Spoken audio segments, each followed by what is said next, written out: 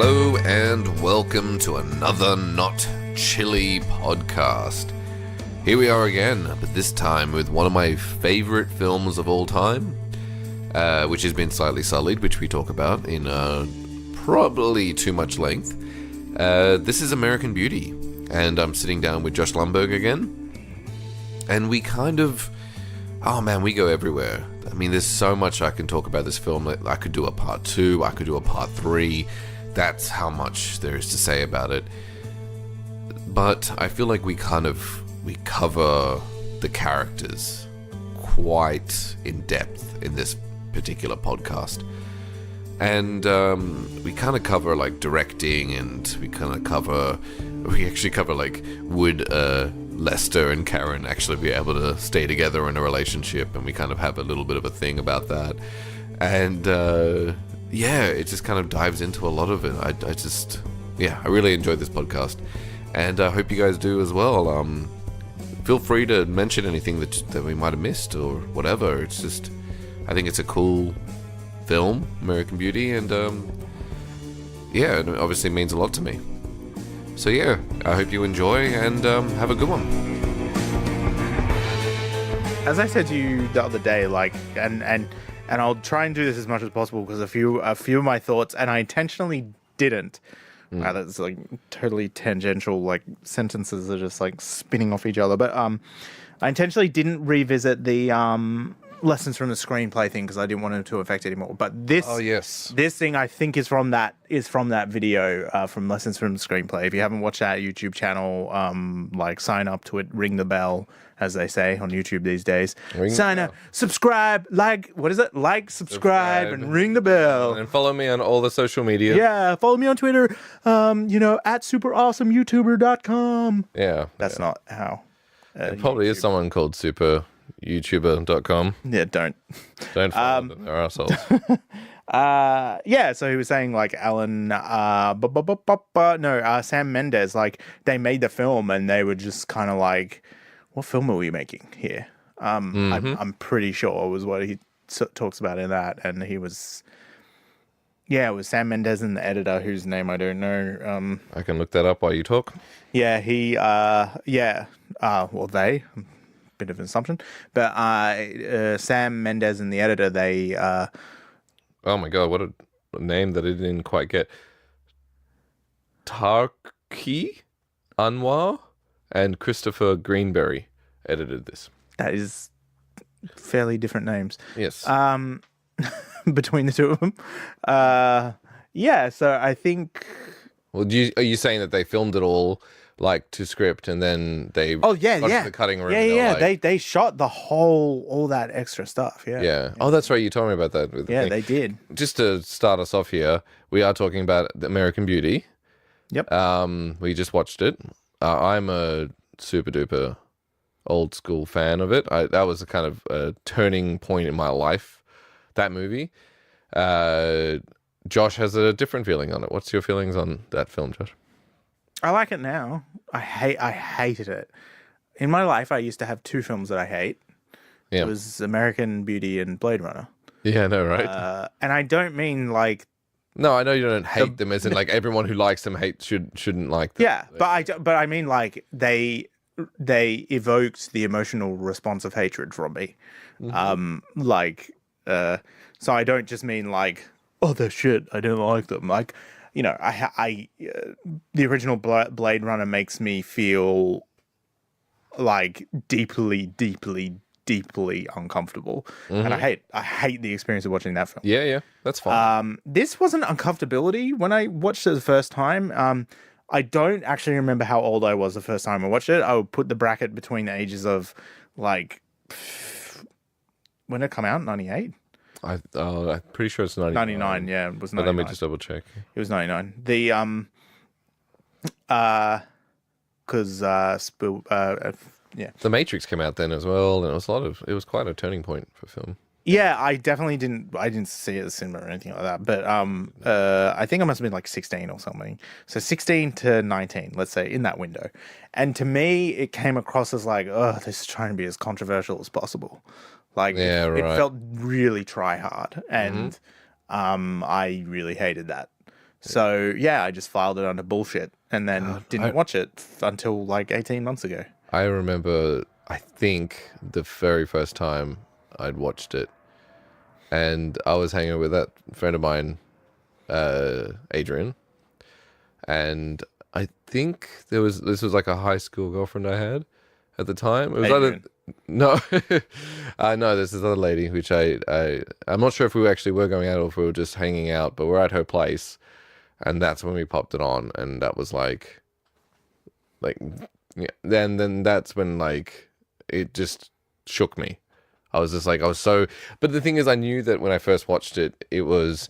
Were you paying attention? Oh yeah. I'm sorry, I don't mean that to joke. It's like I remember the first time I ever saw Fellowship of the Ring, I saw it on a date with this girl that I was going out with. That's like year 9, right? So like you're stupid, dumb, Yeah. kissy, makey out kids, right? But it was like, dude, shut up. No, I had that It's like- experience. Laura and I went to see. I'm pretty sure it was Taken in the movies. And you're like, quiet we now, Laura. We wanted to, like, a nice movie, and then it was at some point of the film, I was like, oh no, I'm watching this. This is actually amazing, because I thought Taken would be this like meh. And then you turn around then you turn like 23 or something or whatever age it is, and you're kind of like, do you know how much it costs to go to the cinema? And I'm going to cinema to enjoy things. Yeah. Like we can kiss anywhere. Yeah, that's right. But no, I meant that seriously. Like, were you absorbed by this film the first time you watch it? Well, yeah, so I think I had that experience, Right, and it was that it kind of. But I will say that when I watched that film the first time, I certainly understood it a lot more superficially. Yeah, that type of satire and that type of humor and that type of intricate structure of drama would have absolutely gone over my head. And it did. And for me, when I was a kid, the way it worked, I was probably like 15, 16 or whatever I was. I saw it as how you would pitch it. It's about a dude, and it's a coming of age for him, and he has a kind of awakening right before he gets killed. Of course, spoilers. Like, that was a long time ago. If you don't know the spoiler at the end of that film, he says it at the beginning of the film. Doesn't matter. Anyway, point being is that, like, for me, that's how I saw it to begin with.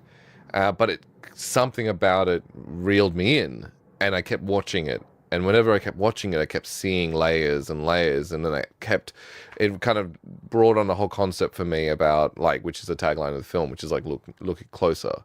And then because it inspired that attitude in me when I was a kid. But I mean, I can obviously go into a lot of, like, for people who don't know, that's where the kind of tattoo comes from that I have on my arm. I was going to say, no, like... No one obviously can see it, but to be honest, everyone who's listening probably knows that I have that tattoo, because I don't. There's like 10 people listening, so and it's not like, it's not just about the film. Like, there's a lot of layers to this tattoo that go beyond that. My amazing girlfriend and hundreds of layers of skin. Yeah, hundreds of layers of skin. She's the one that kind of inspired me to get it. I always wanted to get perspective written on my arm, but it never quite clicked. And then she gave me this like amazing. Like sticker that's in a frame, that's the tagline for the American Beauty film, and that just like, oh my god, that's the tattoo I've been wanting to get on my arm for like 10 years.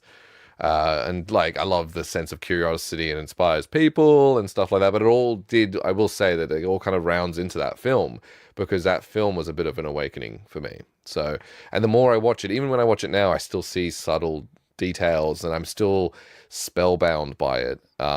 But let's go. I don't want to. If we go by the way I want to talk about this, we're just going to go into this kind of mess, and it's just going to be like this and that. Oh, and this and there's that part of the thing. Let's go over. I feel like we need to like control Piotr in this circumstance. So what are we gonna? I think let's talk about what the film the film structure as plot structure, and then let's go into character.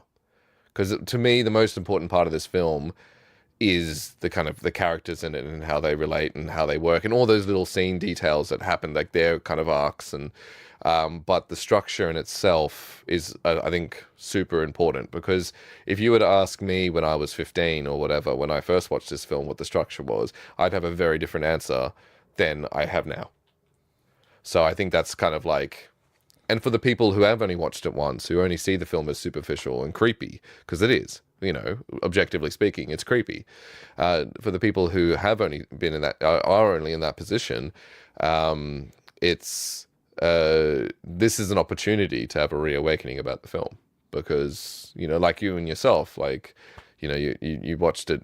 Obviously, you've appreciated before we watched it and sat down here, but you did have your own version of that where you're like, oh wow, this is something's actually like, it's there's a deeper connection. And in my own way, I kind of want to know more about your transition than I do about mine.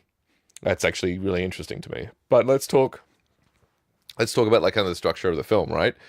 So at the beginning of the film, it talks straight about the end, right? Yeah. So we know the premise from the get-go. To me, that's kind of a really important moment, because it puts us in that position of, as an audience member, to not be, it's not about the shock. This film isn't about shock. It's about like an experience, and it's if someone tells you the butt end of a joke, and they say that's the the catch at the end of the joke, great, and then they start the joke from the beginning, then they're not trying to get you to laugh at that moment. They're trying to get you to understand something in the middle. And so that's one of the reasons why I love that moment.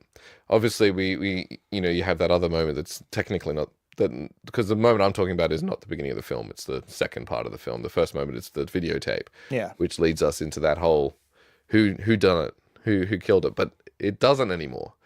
You watch that moment and you go, yeah. I have to say, watching this isn't like watching that again. That felt unnecessary to me. It's unnecessary. No, yes. Up to you. I can totally get it. I'm not saying that you didn't see something I didn't see, but what makes it necessary? No, not necessary, but really, really grounding, is that for me, by the time you get to that point of the film where it happens again, I've kind of forgotten about the fact that Lester Burnham's going to be dead at the end of the film, and then suddenly at the middle of the film, we're reminded. Remember that he's going to be dead soon. Hey guys, remember that moment? This is that moment that you saw at the beginning, and then you're back on track. And that's kind of what I feel like that moment is. It's that ability to kind of checkpoint and re-remind the audience. Don't get yeah, but it's the first thing he says. That's the only reason why it feels like just sort of like, would you that movement? It does feel like unnecessary to me. Okay. Like I don't feel like they need that videotape bit, because it piques interest and it makes you go, ooh, what's this film about? But it tells so much, that first moment. To me, it's lying a little bit to the audience about the experience they're about to have. Okay, yeah. That's how I feel about that particular bit. Mm-hmm. So it goes from that, and then it's like, oh, I'm going to tell you about how I died. Mm-hmm. And that's all fine. But to me, that's like it's kind of like a repeat beat, or to me, that opening with the videotape feels more connected to the script than the film. I get what you're saying. It adds intrigue in a particular direction. Yeah, if you saw that video, right, and it's the original script, which for those who don't know, it's structured quite differently, and Lester, Kevin Spacey's character, is killed, but you don't know who did it, and then there's like a whole thing with the court case, and the kids get sent to prison. Yep. And then I think at the end those ceiling shots, or sorry, those dolly tracking shots. I think they're at the end where it's like, but this is what really happened. Yeah. I think that's what it is. But in any case, like, it goes into a whodunit kind of thing. Yeah, that's right. That's the original. So that to me is what that connects to. It's like that feels more a part of that film than it does the actual film that is. Yeah, I agree. I understand where you're coming from, and I will stress that I'm probably 30 watches of this movie in. So to me, that helps. I love that moment because it resonates a whole, like, an attitude that happens right at the beginning of the film, which, you're right, could be kind of told in the actions that happen anyway, but it kind of like really shows the level of like disconnection between family, between the daughter and Lester, Jane and Lester. No, but that scene does that without it being at the start of the film. Yeah, that's kind of what I'm saying. So that's kind of why I can see your point. I still really love that. Because at the start of the film, I sort of feel like You can almost start it with, my name is Lester Burnham. the film basically goes, at some point you're going to see this character express this thought, and then it shows American Beauty, and then it comes up with, I'm going to tell you about the day that I died, and you're like, okay, so I know that that girl says that, and then I know that he dies. And I'm sure that the first time a lot of people watched it, they went, oh, so did she kill him? And it's like, but that's not what the film is anymore. Yeah. There is no who did it. No, I Yeah. Anyway, but like once it really gets going, like once the film actually gets going, it's like the brilliance of the whole idea of the superficial, what's on top, what's shown to the world, and the fact that the film is basically the process of like stripping back the layers of paint until, you know, you're at the bare metal. Yeah, that's right. Because we have we start with that first moment with Lester Burnham saying that that he's going to be dead, and then we slowly start to uncover the arcs of all the characters, the kind of the main personality traits, the way that exists. One of the kind of staple moments that I love in the film, and it's probably on the top, like, you know, like if we're going into like favorite part moments in the film, is the moment when they're all walking to the car, like separately. Yeah. And the mum, Carolyn, she's Annette Bening. Yeah, Annette Bening. She's just like commenting on both of them as they get there, and it's just kind of like you feel the routine, you feel the fact that the mum has this scrutiny on them, and there's this like it's so easy when I first started watching this film to see her as this villain and see her as this like, oh, what a terrible person. And the more and more I've watched it, the more I've realized how rounded that character is, which is where we get into well, so we obviously go from there, the kind of beating of each person, and then Lester just showing, you know, how not in control of his life he is by the opening of his briefcase. And then his reactions, his kind of like existence and work, and what work means to him, and how that's kind of falling to pieces in its own self. But I'm pretty sure after that moment we have that amazing scene where Carolyn is fixing up the house. Yeah. And that, I mean, that for me is a pause moment, because I love, that's probably one of my favorite kind of, well, it's in the top of my favorite scenes in the whole film, because it explains her so well and explains kind of the whole process so well. It does. One of my favorite things about that scene is that a lot of the time when you craft a character like that, they can drop the facade on a personal level. Mm-hmm. But the thing that's so interesting, like... She almost does in that scene, in that whole montage. There's that right at the end. But what I don't mean in that scene. What I mean is that the thing that's interesting about her character is that aside from her sarcastic snipes, like at dinner and stuff like that, it's like even there she's behaving the same way. She's holding it just together so that everything's going to be fine, because everything's going to be great. Yeah. And you're just like, you shouldn't have to do that at home. No. Like, everyone needs to do that at work. Like that's part of life. But home, you need to relax. Yeah, home is where you're supposed to like unfold, and it's like she has no intimacy with her husband. She can't even have a rational like conversation about any of that type of, you know, intimate stuff. And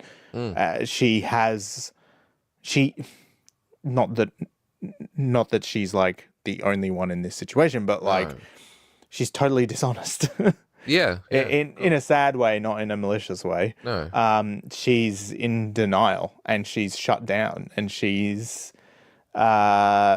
you know, I think it's why she has an affair later and all that kind of stuff. So she doesn't feel like a woman anymore. She doesn't feel like a person. She doesn't feel alive.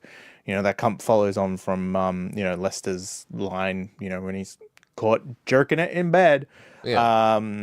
When he says like, well, forgive me if I'm the only one in this house that has a pulse. Yeah. Or whatever he says. Blood pumping. Pumping through my veins. And it's like, I'm alive and I'm warm-blooded and I have needs and wants and, blah, blah, blah. Yeah. That's what he's saying. And it's like so does she, which Yeah. is what she says. But it's still that sort of thing of like, there's just nothingness happening. It's just, she's a really, really, really well-crafted character, and she's really angry, and she's really sad, and she's really lost. And I think she despises who she is as well. Oh, she does. And I can tell you like 3 moments in the film where she shows that. I think that the couch moment is one of my favorites. Yeah. Like when Lester's kissing her neck and stuff, and she's getting into it, and then she sees that his beer is like slightly on an angle, and she's like, Lester, you're going to spill beer on the couch. And even she has a pause there. Yeah. She's like, why did I say that? His first awakening is at work. I don't know if it is. Yeah. I don't know, like where he cracks. when he has that, oh, you're right, but I don't know if that's an awakening. No, it isn't. No, it's not an awakening. It is straight after that moment with the dancing thing. He's in bed, and that's when he has his first kind of like, because you remember that the let's just be frank here, the little girl that he fantasizes over is the first point in the film where he actually says like, I've been numb and I'm now having my first moment of an epiphany. And he has that kind of, like, she is actually... Yeah, no, I agree that's like, that's the sort of inciting incident, I suppose, in the film. Like, that's the moment at which the film begins. Yeah. But I do think that when he has the meeting with Brad, I think there's something in that. There is. That's his first kind of... That's when he starts to snap. Because before then, he was still playing along. He doesn't snap. No, yeah, that's right. And to be fair, I don't think he doesn't fully break. He just kind of loses his nerve because he starts to, the way I describe this kind of feeling is that if you were to be numb for a while and suddenly something happens in your life and you go, wait, what the fuck? What am I doing? Like, what? This is bullshit. And that's kind of that moment. And up until that point, he never has that moment. He's still just kind of, I'm in my motion. Yeah. He says, I feel like I've been in a coma for the last 20 years and I just woke up. That's the line he says. Yeah, when he's in bed. Yeah, that's right. And that's when so that's why I say that's kind of his awakening and his epiphany. Oh, it's definitely an epiphany. Yeah. But what I'm saying is I think that the Brad scene is the crack that allows basically like, if he was a rock, it's like that to me is the crack that allows the water to flush out and turn into a ravine kind of thing. Yeah, no, I totally see it. I totally see it. And the one thing to say about this film is that it's very few things are wasted. So you could almost go scene by scene and say, well, this is that moment when this happens, and this is that moment when this happens, and it would be we would be here for 6 or 7 hours doing that. So, it's also like because it's been cut not as intended. That's right, yeah. Which makes a huge difference. Like, when you construct the film really heavily in post, it becomes a lot less simple to figure out the exact timing of when things happen, particularly in terms of character. Of course. Not particularly in terms of character, because plot is like moments that happen. Mm-hmm. Yeah, so that's just my opinion on that thing. Like, absolutely, that's the point that sort of goes, okay, now we know what his objective is. Like, that's, And whether that objective is right or wrong, that's his way of snapping himself back into reality, which we will talk into right now. Let's talk about, like, Lester Burnham. Let's start with the man himself, Kevin Spacey. The person who, unfortunately, has sullied this film to a certain degree to me. Only, like I was saying just before, that like the sulliness of his actions in his personal life do affect me in this film, but I'm always reminded by the brilliance that is every other aspect of this film as well. Even he's a brilliant actor, but I can't help but feel a bit stung and a bit dirty listening to, like, watching him perform, but he's still a great actor, but it's still not, but you just have to, like, I didn't feel that at all watching the film. Like, okay. yeah. I got it a little bit. I certainly got it. Like, I love this movie, and I got it a little bit, but I also love so much the other performances in it that it was easy for me to be swept away. Yeah, I guess the way that I do it is like, um, I was watching. I can't remember the name of it, but I was watching a film the other day, and I didn't know that Louis C.K. was in it, and it had Bryan Cranston in it, and that's why I watched it. It was really fucking good, and it was about an awesome film writer, and I can't remember the name of it. Anyway, he shows up like 15 minutes into the film, and I was like, oh, fuck off. Parks and Recreation. And that's Yeah. but I mean, I know he's in that, right? But like, so I'm sitting there watching this movie, and I just sat there in that moment, and I made this decision, which then sort of followed on for this film, where I went, watch the character. Yeah. Don't watch the dickhead. Yeah, that's right. And so that's how I felt watching this film. I was watching the character. Like, you can't, that's a whole separate discussion. And it is. And I don't want to. The whole thing is about not hiring dickheads moving forward. Yep. It's not about erasing them backwards. So he's in the film. He does a great job. That's just a fact. Like, that doesn't mean we need to praise him as a person. It just means to say that he was many a talented and incredible person.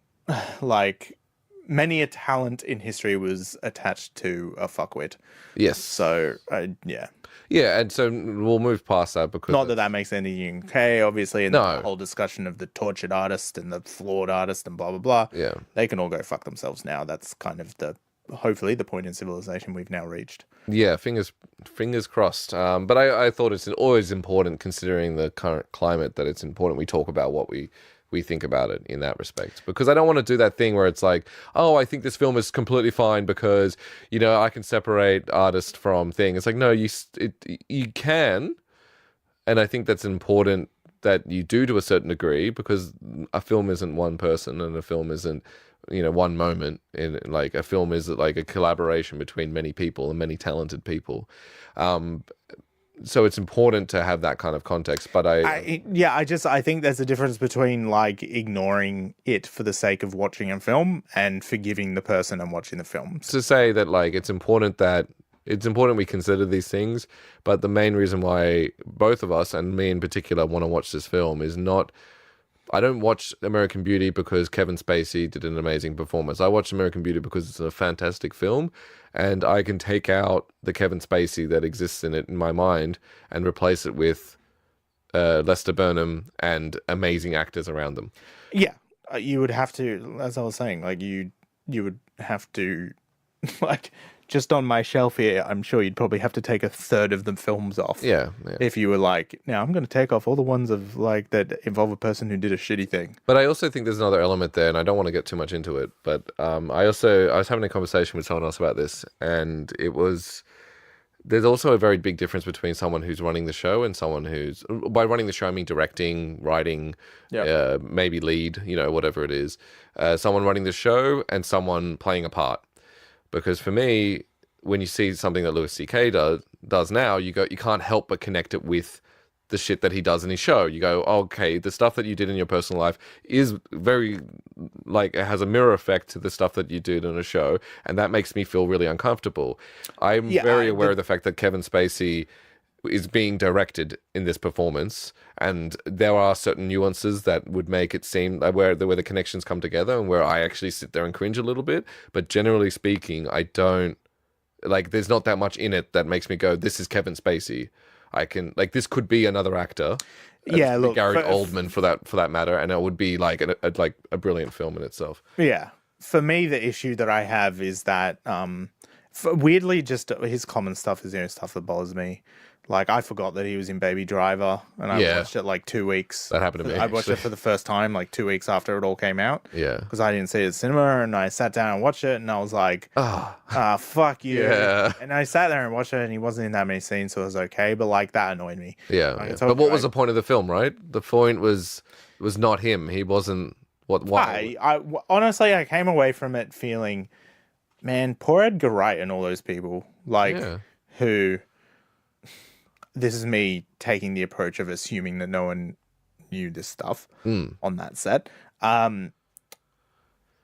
It just makes you go, man, I would hate to have that in my filmography and like, I don't know, I wouldn't want to watch that film again if it was mine. Because I'd be like, I feel like I got duped by this asshole. Not even just duped, but contributed to this asshole. Yeah, power. And like if I worked with Kevin Spacey like as a director before that shit came out and I had no idea, I would be like, oh my God, dude, you're so awesome and this is great and you're so talented and let's do this. Yeah, that's right. Excited.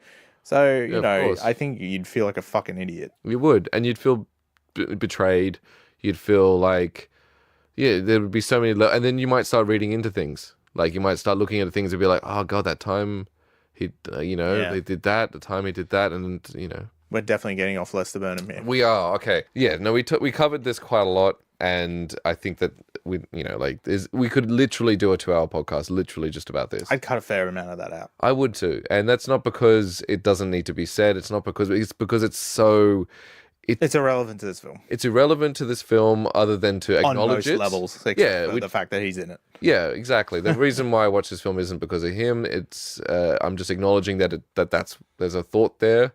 And I can't justify the conversation in 30 minutes. No. I can't make justice of what I have to say about it at all in this time. It's too big of an issue to talk about. But just let it be that I love all the actors that exist in this, including the way it was shot, the way it was edited. It was such a beautiful film to me. And the Lester Burnham's character is an important one. And it's played by a good actor who is a horrible person. And I can't disconnect those two, as it turns out. I am also very excited about talking about the rest of these characters. But we will talk about Lester Burnham because he is obviously an important, he's the guiding stone in this kind of film. He's the first voiceover we hear, I guess. The protagonist, one might say. One might say the protagonist. And he, to be honest, I actually don't, and this could be sullied because of Kevin Spacey's actions, but I actually don't have that much to say about him because his character is very explained. You're in his head the whole way. And so we are in him. We are the one following his journey. And so he doesn't actually have very much that you have to go like, oh, decode this moment. I need to decode this moment. It's actually just like good acting and tells the story well. But I think the difference with that character is that everyone's on a journey of what would be the similar tract between them. Realization, right? Not necessarily change. A bunch of the characters change, but realization, I think, is the real joining thing, right? Mm-hmm. Lester realizes who he wants to be. Yep. His wife realizes that she's unhappy and that she can do something about it. Mm-hmm. Which is kind of similar to Lester. It's extremely similar to Lester. They're quite in the same boat, but that's like part of the whole point. That's right. Their daughter realizes that she's not ordinary and ugly. Her boyfriend, by the end of the film, has a realization that he doesn't have to stay, and that he can do something and move and leave. Cheerleader girl whose name I forgot. Angela. Angela has a realization that she has and probably one of the more negative spirals, but she also kind of has an awakening at the end of the film. She has a. I find her very interesting. She definitely has a realization.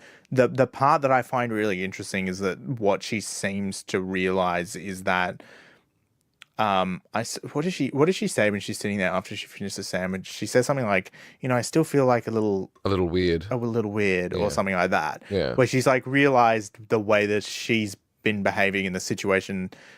I'm not blaming her for what happened, by the way. Like I'm saying like she's realized that the way that she's behaving has led to a scenario that's like not cool. Yeah. That's and not her true self. Yeah. Like it's something that she desires, but not something that she actually is her. Yes. That being said, though, the fact that she's putting the makeup back on in the bathroom, I don't know. No, well, there's something interesting in that. But then his dad, the colonel, he has this realization and then lapses, like realization of, I think it might be okay. Like, I can go kiss Lester. And then... Well, I think that, like, because actually one of the things I noticed while watching this playthrough of it was a lot of the characters kind of mimic each other. So you have like Angela and Karen, or sorry, Carolyn, which is obviously, you know, the mum. They have a similar kind of arc in themselves. They kind of have an act they're putting on. They're very intentionally like putting on an act. Yeah. And that gets kind of broken out of them. In the Angela's kind of moment is the way you described. It's when she's finally confronted by that thing that she professes, that image that she's trying to portray for herself. I fucked so many guys and blah blah blah blah blah, That's and all right. that bullshit. And suddenly she's like, no, I'm a virgin. I don't want to give you the wrong impression. And suddenly that completely snaps her kind of character arc. Karen has that moment. Carolyn has that moment when she's and it's far into the film. She's walking back into the house. She doesn't actually hear the gunshot, but the gunshot goes off, and she gets in, and first reaction is, I've seen my husband, he's dead, I'm going to hide this gun. And then she opens a closet and she just has that, like, I'm never going to see him again. He's dead. Yeah. And then she breaks. And I think that's her, in the same way that, like, Angela has that moment as well right at the end of the film. She has that same moment where she's just like, and she's just overwhelmed by, like... You don't know what you got till it's gone. But she does the same thing that Lester does in its own way. She takes an extreme action upon something to try to influence change. So Lester Burnham's character kind of goes into Angela and is like, you're my goal, you're my thing. He gets to that pinnacle. He gets to that moment. He gets to have it, and then he gets shocked out of it by her saying, oh, this is my first time. He's like, wow, that's just shattered. What the hell's the point? This goal is useless. This is my whole idea is shattered right now. And Lester and Angela have that moment. I mean, to be honest, I guess most characters do, with except for I forgot his name, Ricky, which is Jane's boyfriend. Yeah. So he's the only one that kind of stays the course. He has that moment of escape. He's like, I can get out of here, but he doesn't have that like 180 kind of flip. Because even Jane has that flip where they're laying in the bed, like, I think, is it when they're laying in the bed? Yeah, this is before Lester dies. They're laying in the bed, and he's like, are you scared? I'm not scared. No, I don't get scared. She goes, what? My family are going to try to look for me. And he goes, my family won't. And there's this moment where even she's like, I'm not similar to him. This person I've been looking for, this person I've kind of steered myself towards, is actually not who I think. And I'm having my own kind of epiphany in that moment. It's not that he isn't. I don't think that's the realization. I think that she has... The thing about her is that she knows deep down that her parents do love her and care about her. Yeah, definitely. That's the key difference, is that he knows that and the last thing he says to his mum is, make sure you look after dad. Yeah. Because he knows that his dad is going to fall to pieces because he loves him. Oh, I thought you meant Jane. No, Jane does know deep down that her parents... Yeah. I think they both do, yeah. They both do. But there's like a different expression of those things. Like the Colonel is incapable of connection. He's incapable of connecting in a way that is like of meaning, because he's not true to who he is. But that's true to almost everyone in the film, except for Ricky. He doesn't care enough. Part of me, though, like, watching it again, part of me is like, is he just so fucking stoned? Like, is he just so, like, I hate having that sort of, like, stoner point of view, but, like, is he just, like... Because it's not like he's some super mature, like, but he's broken. So my opinion on that matter, I mean, we're going to scrap that whole idea of going character to character. It's so much more interesting doing it this way. He has a moment as a person when he basically snaps because of his parenting, and he almost kills that guy, and then he gets put into a mental asylum and drugged up for 2 years. In the story he's telling. Yeah, and the story he's telling. That's right. Yeah, I mean, I like to assume that story is true. I think it's true. Yeah, but then when he's like, "You must hate your parents," Jane says, he's like, "No, I don't. He's a good man," and that's for me. That it doesn't put him in a like level of maturity, but there's something broken about him. He's actually like he got to the point where it was like that's it. He snapped. He the aspect of it that is mature is that he has had the realization that people are who they are, and they will do as they do, and he can't change that. Yeah. And so there is a reality that he lives in that can't be changed, and he will participate in that reality. You know, that's why when he first gets punched by his dad in the film when he's using the camera, he's like, "Sir, I'm sorry I did this, sir," and blah, blah, blah, blah. Because he's like, all I have to do is get through this next bit. And then it'll be all right. Yeah, definitely. And he knows that his dad will never change. There's no point in fighting back with him. Yeah. He doesn't want to fight him. He probably used to, but he doesn't, because why do it? And he's in its own way like the guiding stone in the film. He's a character in the film which kind of is willing to accept and has seen people in a deeper context than every other character in the film. So he sees Angela, the character, and he sees straight through her. He sees Jane's uniqueness. He sees Lester's kind of playfulness, this kind of funness that he wants to exist. He doesn't actually interact with Carolyn, but he sees his dad's like stubbornness and his like rigidness in his life. He sees his mum's heart and her soul that exists there, and you can see he deeply cares for her, and he deeply feels sorry for her in that kind of last moment he has. He seems to be that perspective, but the thing is, he's also a very passive character, and so he's not like, you kind of search for those moments. You don't get told them as much. You kind of got to find them. I think because he has, all you know about him is that he's saving up money, and that's it. You don't know what for. Yep, yeah. And he seems to be spending a fair amount of it. That's true. So he's still a boy. He's still 18. He's still young. Yeah. So what's he like? All that. There's a lot of questions, but he has a confidence that comes from realizing how to get through things. I think how to survive in order to later be able to live. Yeah. I think that's what he's in. He's resigned to it, and he doesn't care what people think about him. And that's a chief part of his character. You don't behave the way that he does when you care about what people think about you. Yeah, it's true. And he's been through a lot of shit. And I think that, you go one of only a few ways when those things have happened to you. And he seems to have survived relatively well. But, I think that, like, it's just that thing of it's not like he's responsible or blah, blah, blah, blah. It's like he's a fucking drug dealer. Yeah, that's right. Like, he is surviving. That's his method. Exactly. Which is what basically everyone else in the film is doing. Yeah. His mum is basically a walking corpse. And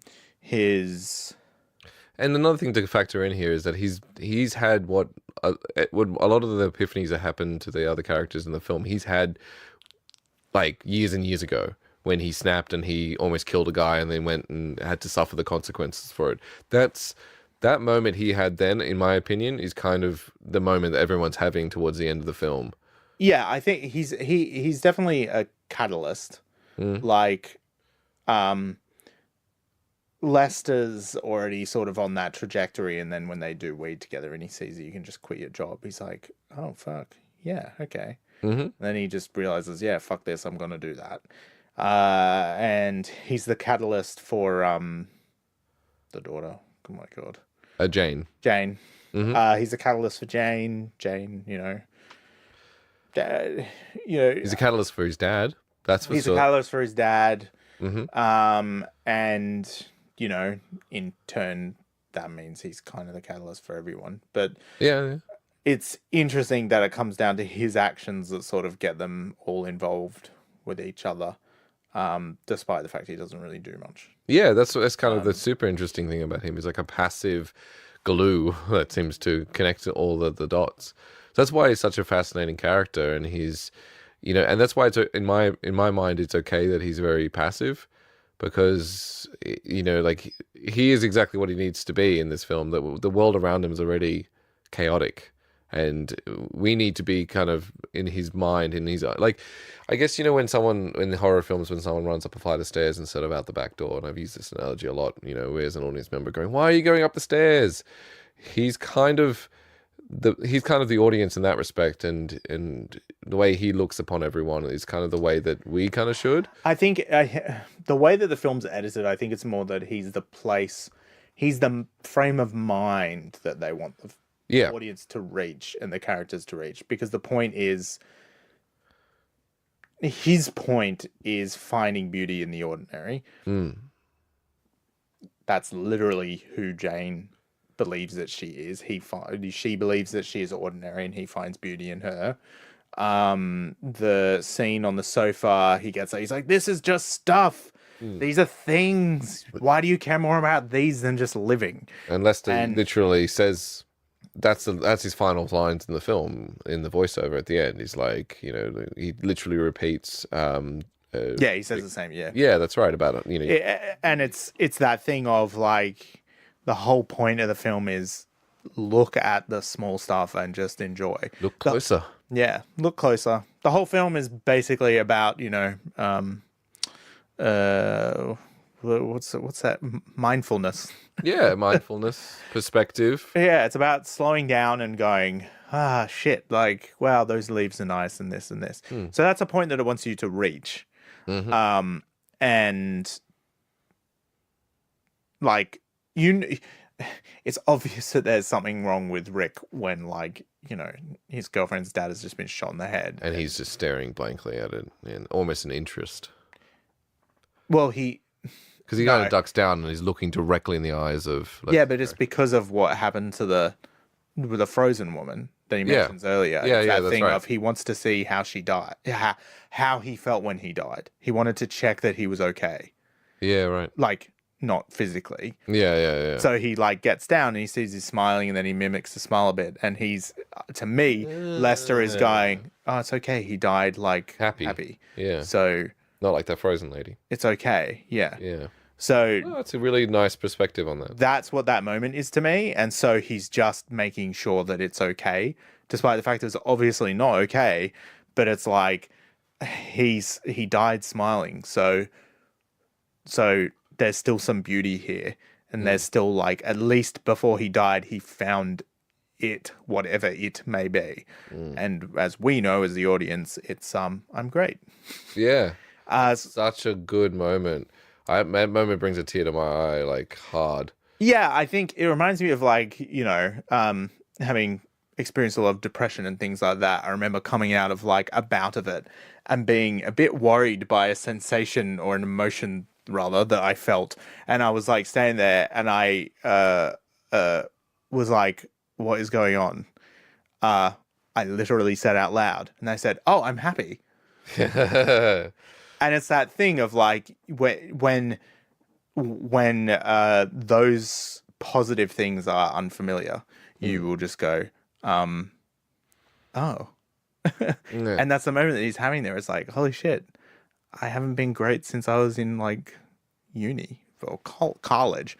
College. He talks about, I love that moment when he says to him, like, "Oh God, that must have sucked about the burger flipping." And he goes, "No." And doesn't even look at him. He's off. He's like 1,000-yard stare. He's dreaming about it. Yeah, he's just remembering. He's like, "No, it was great. All I did was party and get laid."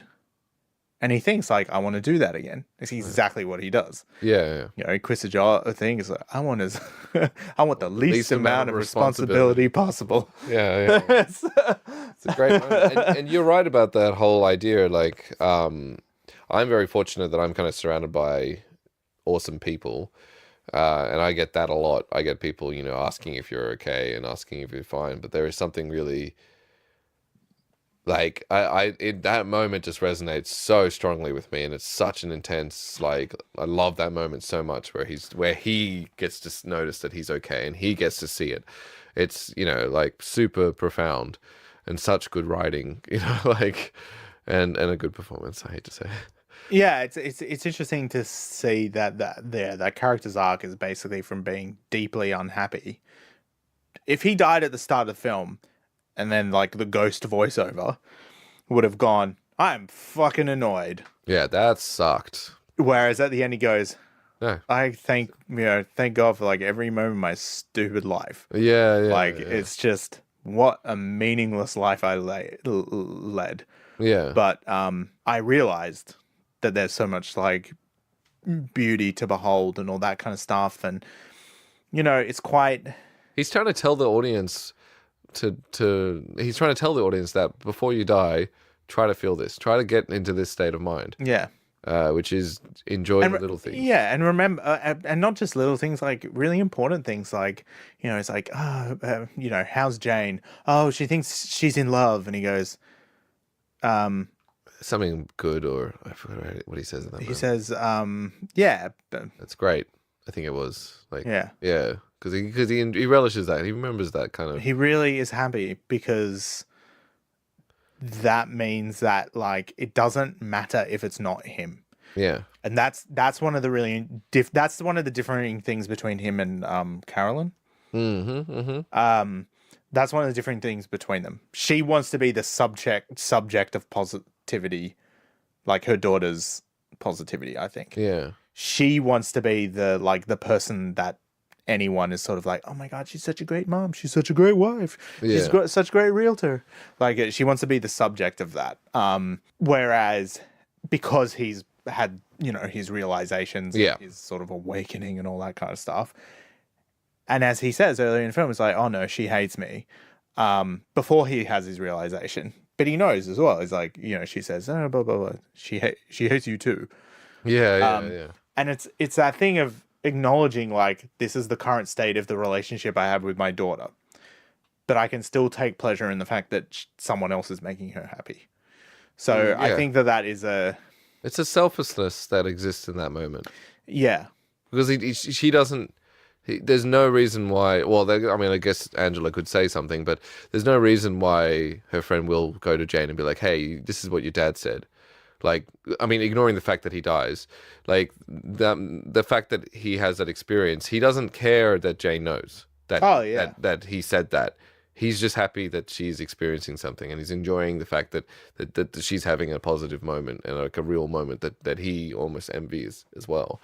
So like that's a beautiful moment, because I think that if you were to give it, if Lester Burnham didn't get shot, and like let's just say Carolyn doesn't have a gun in that moment too, and I think given time, let's just say Lester walks out and disappears, I think Carolyn would have her own kind of breakdown and her own kind of, in a different way, because you're right, her character is kind of, I don't want people to think that I'm a terrible person, but I do think that at that point, if she would have had some kind of shock in her system, like like a loss of a loved one, then she would also come around. She would have that, she'd either go one of two ways, I guess, she'd either break down and be miserable for the rest of her life, or she might have that kind of her own epiphany about life and about, how she wasted it and how she foiled it, and how her kind of ego, because that's Lester's journey. Lester's journey is that ego trip that Carolyn's having in her own way. He until he realizes that that Angela's not the prize, and that whole idea is a facade, then he doesn't snap out of that, and he doesn't start having that the purely selfless moment of experiencing the beauty and joy of things. It's not until that point Carolyn was on her way. She had already done the destructive path. She's about to do one of the most destructive parts, but she could have had that moment as well, I think. Yeah, I think the thing that's interesting is that she gets thrown off it through a couple of things, like when he says, I want you to be happy. He means that. Yeah. But then she can't believe that. And it's because everything that she does is bullshit. Mm-hmm. So how could he be sincere? Yeah. So And it's motivational as well. she gets thrown off of her track of finding, like, doing the things she wants to do and feeling good. So despite the fact that those things are terrible, from one point of view, from one angle really, but I find that quite interesting, that she gets thrown off the journey towards being happy by her misinterpreting her husband genuinely saying you need to be happy. And then because of what she says back to him, he says, you never get to tell me what to do ever again. Yeah. Because, in my opinion, as he mentions earlier, like about the divorce stuff, it's like, because I will divorce you and I will take half of everything. So fuck you, because you were unfaithful. So that's, I think, what the thing is. And then she's like, great, I'm stuck with this guy. Yeah. But if she hadn't spoken back to him, I feel like he would have just been like, let's get divorced. Yeah. Go, dude. Like, you know, be Have with a great that guy. life. Yeah. Let's sort this. Like, it's fine. But she can't let go.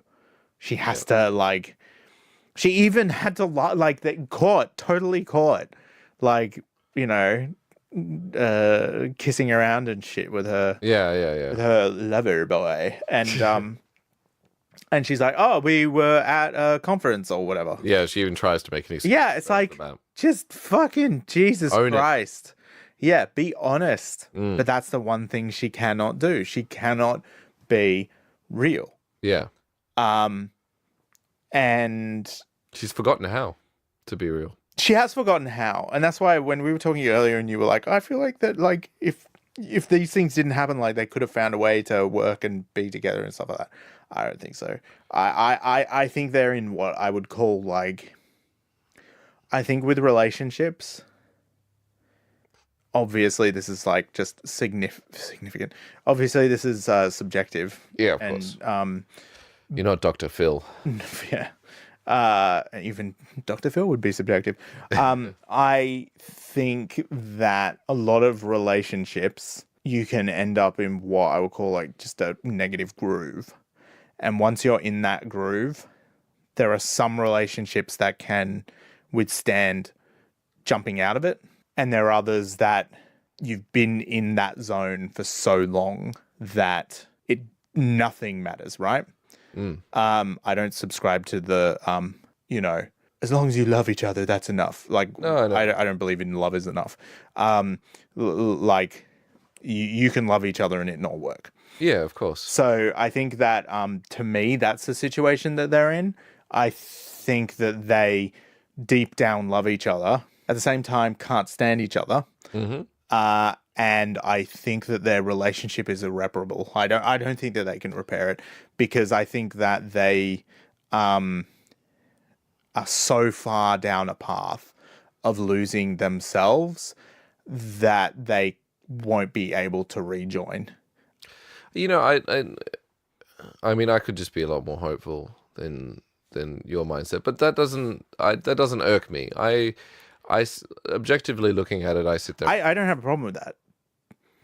I don't. It's not, to me. That's not. I don't say that as a negative thing. I don't interpret that as a negative thing.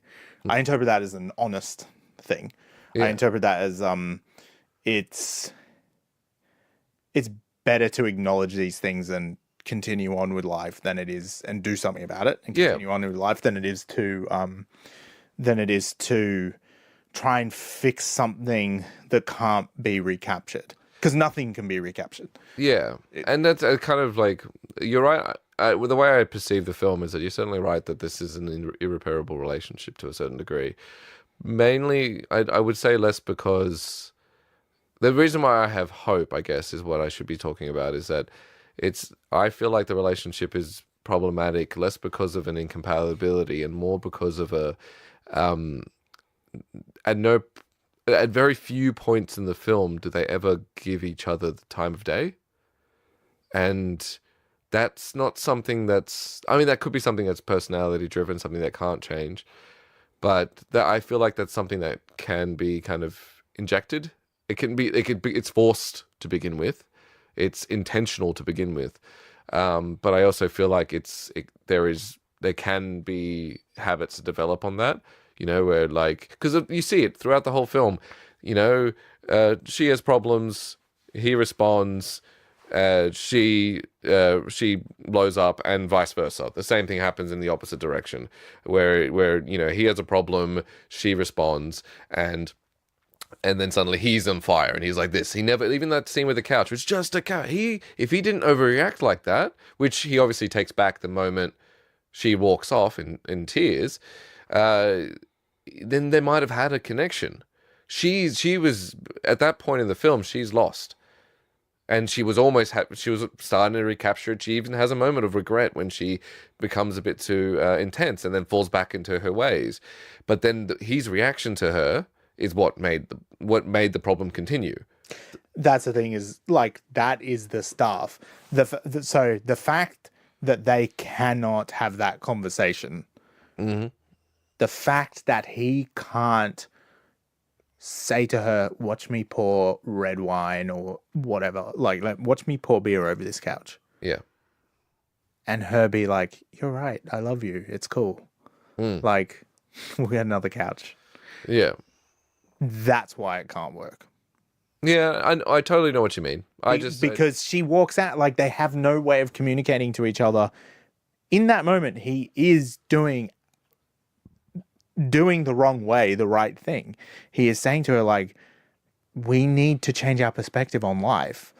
You need to change your perspective on life. You've become so materialistic that all you care about is the appearance. Mm-hmm. All you care about is how things look to the outside. Like, forget about that. Let's just be real. Let's go back to our roots. Let's go back to the raw, like, rough people that we are, and just be happy. There's another perspective on that, though. And in my mind, and this is not necessarily the right perspective. This is just another perspective on that matter. You're right in the sense that she is quite materialistic. But in that same vein, she has a much stronger sense of responsibility. She does it the wrong way. And she portrays it in this image, in this way that even most people will look at and be like, oh, I hate people who are like that. She's taken it way too far. But in the same way that he's right about saying this is just a couch, it's just materials, she's right in saying we have to be responsible for the things that are valuable. But it's not, you're right, I totally agree in the sense... She's only saying it because she's materialistic. You're right. But throughout the film, she also talks about, like, she says we shouldn't be, like, this is what, like, did you think about when you quit your job, do you think about what I need to do to be able to keep this family going? Once again, I'm not saying that she's right in what she's saying, because she's not thinking about the whole perspective. She literally cuts him off and to be able to explain himself. But her mindset is always geared around not just her image and how people see her, but how are we going to keep this going? We got a house, we've got a kid, we've got a... She's very considerate through the film, though. No, I think it's selfishly motivated. The reason why I say that is that I do think that they tip it off quite clearly when whatever his name is, Buddy or whatever. Yeah. He says, I think in order to be successful, one must portray an image of success at all times. And she totally agrees with that. And well, she's enamored by it. Not even just agrees, but that's a mantra that she's already living that unsuccessfully. Yeah. And that's why I disagree. I think in that moment, and again, this isn't like a him versus her, or she's bad and he's good or something. They're both rubbish. They're both fucked. Yeah. And I to me, it's just more like, she has that moment of opening in her, like, heart of going, okay, let's just have sex right now. Mm-hmm. If they'd had sex on that couch, their marriage could have gotten back on track. Yeah. I know it sounds crazy, but like that could have been the beginning of a realization for both of them. But the fact of the matter is, she's gone down the path. Like, she's stuck in her groove. She's stuck in the groove that she's in. That's who she is for the rest of her life. If she comes out of that groove, it can't be with him, because once you're in a groove, you're stuck on that. You're stuck in it, right? And if they diverge, I think that is the thing where they move in opposite directions because converges. Anyway, when you start from one point, then you get into a groove, and then you go off in your groove. Tangent, I guess, is probably the word. Well, I say groove because like you're stuck in it. Oh no, I'm just saying like they go into a different tangent. Yeah, they basically split off, right? Yeah, but yeah. if you come out of them, you're not going to be next to each other. You're going to be miles apart. You know, if you put like 2 train tracks next to each other and start them off, and then 100 miles down the track, turn them 3 degrees in opposite directions. Eventually, 1,000 miles down the track, which is where they are, they're going to be 1,000 miles apart. Mm-hmm. Like, it doesn't... That's some good math there. You can't... Yeah, the math doesn't matter. Who cares? Yeah, I know. But that's the point, is that they just... I don't believe they can get back together. And I don't believe that is like romantic pessimism from me. I think that's... I think that's just like... And honesty. And in all, like, total honesty, like, I feel that I've been in like, you know, certainly a relationship like that in the past where you just have a realization of, I don't think this works. Well, yeah, and I mean, have you ever? There's a podcast you should listen to. It's Esther Perel's, I think her name is. It's called "Where Should We Begin," and it's a couples therapist podcast, and they record actual therapy sessions, like the first therapy sessions, or whether they continue or not, I'm not sure. But and it's interesting to see the hope that can come from very dysfunctional situations. Granted, that the one exception to that rule is every single person that goes there wants this to work. They want the relationship to work, and that's a fundamental key. That despite the atrocities that each other have done to each other, or how like separated or how messed up it's all gone, they both want it to happen, and that's probably the key that hasn't quite gotten there. Like, I don't think that the characters haven't got there. And you know what? To be honest, let's play out this idea, because I do in generally like think that you're right, but I think that there's the perspective to consider that could be hope. But I do actually think you're right, because if you played out the rules and Lester doesn't get shot there, he gets shot by her. She's walking into the house with a gun about to shoot her. Just taking all that out of the equation, for me, their entire relationship comes back to the bedroom scene where he's masturbating, and then they have the big argument. He then rolls over after saying some pretty fucking hurtful things. And smiles. Yeah. And then the voiceover says, like, you can't, you can't... Sometimes you surprise yourself. Yeah, you can't overestimate the feeling of realizing that you can still surprise yourself. Yeah, or whatever. Yeah, whatever. There's nothing like the feeling of realizing you can still surprise yourself. Yeah. He's proud of that moment. Yeah, which isn't a proud moment. Their marriage is over. Yeah. They can't, like, that to me is that scene. It's got nothing to do with sex. It's got nothing to do with any of these things. It's got to do with, it's got nothing to do with love. It's got to do with, like, this cold practicality of relationships, which is, are we relevant to each other? Yeah. And they're not relevant to each other. They're puzzle pieces that are being jammed together by conventions that they're forcing upon themselves. She's forcing them more than he. Mm-hmm. So I think that I will divorce you so fast your head will spin. And he's like, oh yeah, well I'll come at you on for what half. grounds? Yeah. Like, I supported you this. Yeah, no, it's the wrong tact. And then he's like turns over and she's like, she when someone says that to you, essentially like, I want to break up, and you basically go, I will fucking destroy you if you do. Good night. How do you feel? You would feel utterly trapped. Yeah. Like, what he says to her then is so destructive and so cruel, and makes her just totally feel like she has no choice but to continue living in this facade. So that's what I'm saying, like, when they have that conversation later on with the sofa stuff. Yeah. That's why I'm not saying, as I said before, like, I'm not saying one of them's good, one of them's bad. No, I don't. I'm just saying, like, to me in that moment, that, you know, what I said earlier, that's what I think she's doing there and what he's doing there. But the fact that they're doing that, I do think is, you know, that bedroom scene. That bedroom scene to me is just in their relationship. That is the definition of it. And I don't mean in its current state. I just mean, I don't think it's like fixable. And that's why I think what happens. And that's why I think that they're interesting. And that's why I think that it's heartbreaking that, he gets killed after having an awakening and she's about to kill her husband. And it takes him being dead for her to realize. For her to have an awakening. Yeah, for her to have an, like, it's just a desperately sad scenario where people, where you can trace back and you go, my God, if you just weren't bothered, if beer spilling on a couch didn't bug you, this wouldn't have happened. Yeah. Well, yeah. I mean, not to just put the blame on her.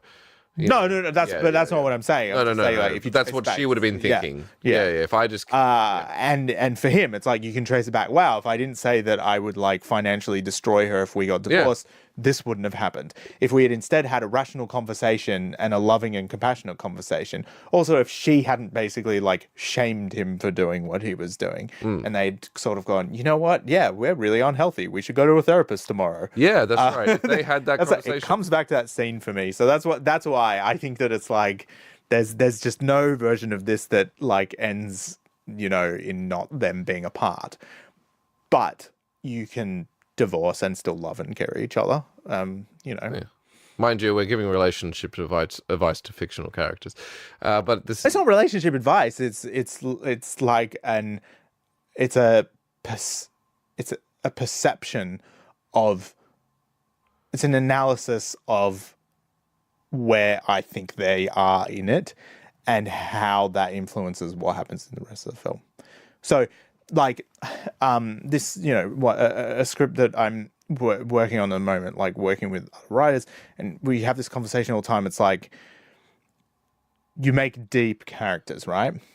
But at the same time, they're not real. So despite the fact that they're three-dimensional, you give them backstory and you do all this kind of stuff, there still needs to be a thing of shorthands, right? You can't conflate talking the way that we're talking about fictional characters with how I would address this exact same topic with a real person. Yeah, of course. Because you can be blatantly irresponsible when talking about the character. It doesn't matter. They're not real. So that's what I mean. It's like I'm talking about it from a psychological and romantic and relationship perspective about fictional people. So yeah, it's not like I would apply before I did sort of say I feel like I've experienced sort of similar kind of feelings of like being stuck in a sort of a certain groove and stuff like that. But that's, I'm lost. No. I see what you mean, and I see how the way that you can kind of connect characters in it. It's like it's a little bit more clinical, a little bit more, and also like if the characters were entirely rational human beings, it would also make for a very terrible movie. If they just went, okay, cool, we should talk about this better. Let's talk about it better. All right, let's yeah, it's one of my favorite conversations about like, why did that character do that thing? It's so dumb. It's like, because otherwise the film wouldn't keep going. Well, yeah. Like, because that character in that world hasn't seen zombie films. So I think that like it's they have to act within the restrictions of who they are as a character, not as a person, not as the writer who would be able to logically kind of put this. That's why you try to get the characters to the point that they write themselves and do their things. Because you have this character that you flesh out and you create, and then you let them go and do what they do. And there will always be a dimension off from a completely rational human being, because if they weren't, then they would just resolve this issue. Film would be very boring if people did things like, you just hope that your script like stands up to the scrutiny of asking, why are they doing this? And this film makes it very clear. I want to bang her. That's seriously his point of view. It's like, I want that being an underage girl cheerleader. But like, I want her. How do I do that? He finds out how, he puts it into action, gets what he wants, realizes it's not what he wants. Realizes it's wrong. Realizes that grabbing your fantasy is not as important as... Realizes that fantasy is not as beautiful as reality. Basically. Yeah. Let's step to like because I really want to talk about Carolyn, but I want to talk about her a little bit more in depth. I want to talk about I don't know, the Colonel, I guess is the best way to describe him, because he is an amazingly layered character, but he's also something we can get through because he's kind of a little bit separated. He obviously intertwines into the story, but he very rarely interacts with the main protagonists through the film, and he is. I have a soft spot for him. He is a force to be reckoned with. He is stubborn, and he has such a heart in him that he just feels like he can't. Like, I feel like there's a beautiful moment in the film, other than one of your favorite moments, which we'll get to. There's a beautiful moment in the film where he knocks on the door, and the door's locked or whatever, and he says, "Ricky, I don't like locked doors in my house." Anyway, and they have that moment, and he turns to his son. He's just like, good night. Yeah. And then he walks off, and I'm like, that like almost brings me to tears. In the same way that moment where he's in the bedroom after he sees Lester and Ricky not actually having sex, but having sex, and he thinks it's happening, and he's not crying because he's so angry. He's crying because he's so hurt, and he feels like everything that matters to him has come crashing in one big kind of heap, and he's had this experience, and he can't resolve it without like beating it out of his son, which then obviously leads into that next moment, because his son abuses the fact that he's homophobic, that he has issues with homosexuals in general, whether that be because he has his own past with homosexuality, or whether that be because he's just, been so not accepting of the thing that he cares about so much that he was willing to destroy it. Well, he's terrified of his own homosexuality. I think so. He has to destroy homosexuality. Yeah. Like, you have to get rid of it.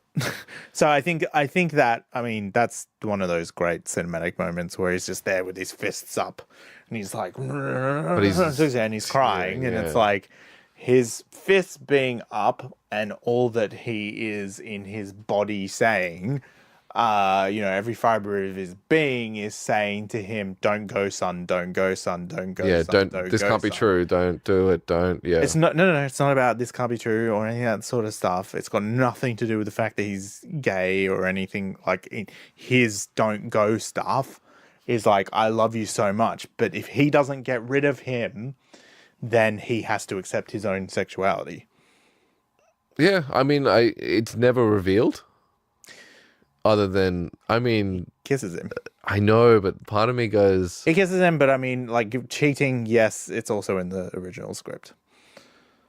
Oh, really? As in that he was gay?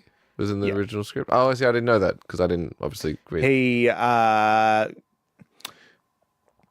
The reason that he hits him for going into his stuff... Mm-hmm. Is that there's a photo in there of him with one of his army buddies with his top off that he had an affair with when he was younger. That's why he beats him. So that's cheating, because that's not in the film. No. But he is absolutely 100%. Because I always read that moment with the kissing as like the length. I saw obviously the that he might be gay moment. That was obviously my first feelings of the matter, and then when I looked closer, I read that moment when he kisses Lester Burnham as like, I need to know if I just destroyed my son and my connection with him, and if I lost one of the most important things in my life. I need to know if that's justified.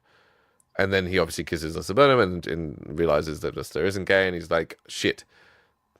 That wasn't justified. But now that I know that other end... I actually think it's laid out quite well in the film earlier on anyway. Like, when he says that horrible stuff about gay people when he's in the car. Yeah. Why they have to shove it in people's faces. And one of those that words always... Yeah. When his son says it back to him... These F words makes me feel sick. Yeah, blah, blah, blah, blah, blah, blah, blah. Watch that reaction of his on loop, and he looks at him, and he just kind of looks down, and he's like, "Oh my god, my son actually, he does hate gays." Yeah, that's right, son. That's right. Yeah. He has quite an interesting moment there, and that is totally. It reinforces his closeted self. No, I totally see that. I remember that moment in my head because he does have that kind of like, yeah, okay, that you're right. So I think not cheating. Not cheating, that is totally there. Yeah, it's just the justified. Yeah, the information. but I mean, the bias I have on top of that, I will say, is that anyone who is like vehemently homophobic, I just don't. The only rational explanation I can figure out for it is like one of two things. It's like you're just fucking a nutcase person, inconsiderate person. You're just horrible. Yeah. Or you are both horrible and are terrified of your own feelings. Yeah. So that's how anyone that I've met in my life that has been like horrendously homophobic, I've always thought like it's so irrational to me that that's the only reason I've ever been able to sort of think of that, and that was before I'd ever sort of heard or read of that kind of that theory. Doing air quotations there. That concept of like people who are terrified of homosexuality might be gay or something like that. But like to me, that's who that character is. So that was I remember watching it from for the first time, and I was like, why is he so obsessed with these gay guys? Yeah, He's so obsessed with. Why can't he just gay be disgusted and walk away? He has to. He's thinking. He doesn't just think about it straight after it happens. He has a period of time. He gets into the car. He's driving to school, and then he's like, "Oh, those damn!" Yeah, like, he's obviously because what I think he's really thinking is those guys. Oh man, they were really cute. Yeah, really and I can't think that. I can't think that. And that's like, there's nothing wrong with those thoughts, but you've manufactured a life in which that is a problem. Yeah. And so to me, that's what all that is. That to me is just he's so terrified of his homosexuality that he has to destroy it at all times, and he is so selfish that he is willing to sacrifice his relationship with his son to continue hiding it. And murder a person to continue hiding it. Yeah, that's a good way to look at it. I kissed a guy who has exhibited no signs of being a piece of shit who would talk about me and betray the fact that I'm gay. But I've built a prison around my homosexuality. I've built a safe and put my homosexuality into it, and then locked it, and then dropped it to the bottom of the ocean of my soul. That person kills to hide their homosexuality, which is what he does. Yeah. So I think that like that's the thing. Like as you were saying earlier, it's sort of like I feel like he's doing this to check if it's like that stuff with his son, if that was a rational thing or reasonable thing, and whether it was a right thing. That person doesn't come back and shoot Lester. Yeah. That person goes home and is like, I've made a huge mistake. There's no reason to shoot Lester. There's reason to shoot yourself. Yeah, right, yeah. But there's no reason to shoot Lester. His entire life revolves around hiding his homosexuality. No, I really... Great character. Oh my God, a great character. Alan Ball writes really good, interesting gay characters. I actually really he wrote 6 Feet Under, I'm pretty sure. All right. If I'm so sure that's why I said that. I'm pretty sure he wrote 6 Feet Under, and that's got one of the main characters is like closeted, and it's beautiful. I actually really love the was it Jim and Jim? His boyfriend. Oh, the two gay guys? Yeah, I actually really liked them as characters as well. Like they weren't a major player in it, but they were so normal. Like they were like really normal. Like, and it's like it's great to not be playing the stereotype. The stereotype at the beginning of the film exists, where it's like, man, he's Jim, and he's boyfriend Jim. That was a bit like. But when you see them like jogging together, when you see them like give the hamper away, I love how. If you were to show me that part of the film, first time, just that scene, other than the fact that they reveal that they're gay, I might have not even guessed. This is my partner, this is a thing. I might have not even noticed, thought about it too much, because they were just so, it's average. But it's the different careers thing that's what I love about that scene is that, so good. Is that they have the strength to be who they are. Yeah, that's right. And that's what's a great thing about those two characters. The thing that's interesting about those two characters is there's a lot of stuff because homosexuality plays such an important role in the film through the Colonel. That's why it's really important that Lester go jogging with them, because Lester doesn't give a shit that they're gay. Yeah, that's right. Lester is like, hey guys, give me some jogging tips. Like, teach me how to jog. Because you jog. Because you jog. Yeah. Like, and that's his interaction with them, is he's like, oh, two guys, they jog. And that's really important because it informs you of what his feelings are when he gets kissed by the Colonel. Yeah, because at it's that like, point, oh, dude, I'm not like that. I'm not gay. And I mean, listen to the way that he talks. Like, Lester Burnham goes, no. No, before that, he's like, it was like, if he would have had a second thought about the idea that he was about to be kissed by this Colonel, he wouldn't have been saying the shit he was saying. He was totally oblivious to the fact if you don't care about people's sexuality, you don't think that those things are happening. Yeah, that's right. You don't think that those words would affect someone else and make them think that you're gay, because you're just like, you're not even, because you're not thinking about sexuality. Yeah. And that's that beautiful thing of, like, when he hugs him, it's that sort of that grabbing of his skin. Around his. That's when he first sort of is like, what's going on? Well, not It's I don't think he's because if he's at that point, then he wouldn't have kissed. He wouldn't have gone to away. It. He would be like, oh, dude. He's like, okay, this guy, like, needs help. That's all right. Like, I guess I haven't really super intense, like, neighbor friend now. Yeah. In that moment, it's like, I love how there's, like, a lot of different steps in emotions in that bit. And so that is probably my favorite scene in the film. Is when they kiss, because it's just so tragic. It's so sad that there's got to be so many people out there in the world who just have had to lie about that part of themselves. I was going to say their lives, but it's themselves. That it's like the fact that he can't let everything fall. Or even earlier, it's like everything that's happened with his wife and all this kind of stuff. It's like you build all this regimen and you build all this structure and strangle everything.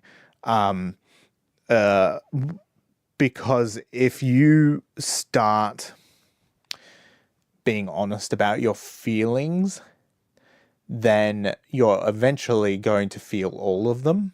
Mm-hmm. So therefore, for him, he needs to strangle his genuine feelings, lest he at some point feel how he feels towards men. Mm-hmm. So he's so destructive. He is. It's like a freaking cannon that's like, the fuse hasn't been lit, but it's all primed and ready to go. Yeah. And the moment he has any interaction, it's like it fires. Like with like the, like now that I know the deeper details with the cabinet being broken into and stuff like that, that's his reaction is so aggressive. It still works in the film. Oh, yeah. Because that's who he is. He's right. Upset with his son. He's like, you want... And they make it more about the drugs. That's the way that cuts makes it about him just being... protective over his son about the drugs and... Well, I still feel that it's selfish. It's still about... Yeah. Yeah, from his point of view, I guess so. Well, that's kind of the first moment when when Ricky comes back into the room. It's like, how did you get that money? The answer the Colonel wants to hear is, it was drugs. Yeah. That's not obviously what he would have said anyway. It wasn't until Ricky picks up on the fact that it's like, you think I'm having sex with Lester? Yeah.